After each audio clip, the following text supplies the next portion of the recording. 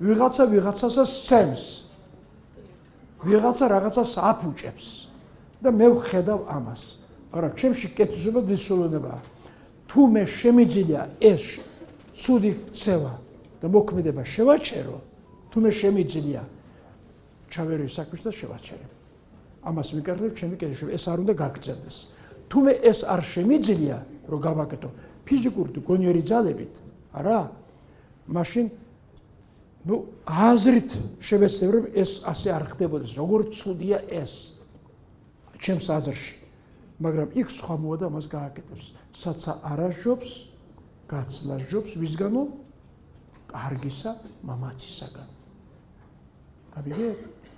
ისე შენდა იყო კარგი, მაგრამ სადაც შენი ძალები არაა საკმარისი, გადი იქიდან. მაგრამ თუ შეგიძლია და არ გააკეთე, ცოდვას ჩადიხარ. აი ეგეთ ასეთ რაღაცა გასცას თუ აზრდი შვილში, კარგი იქნება, უნდა მოვლენები მიიღოს როგორც ხდება.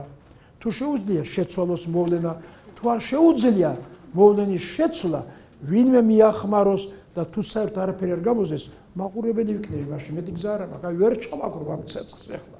იწვის სახლი და მარტო დგება. რა ვქნა ახლა მე?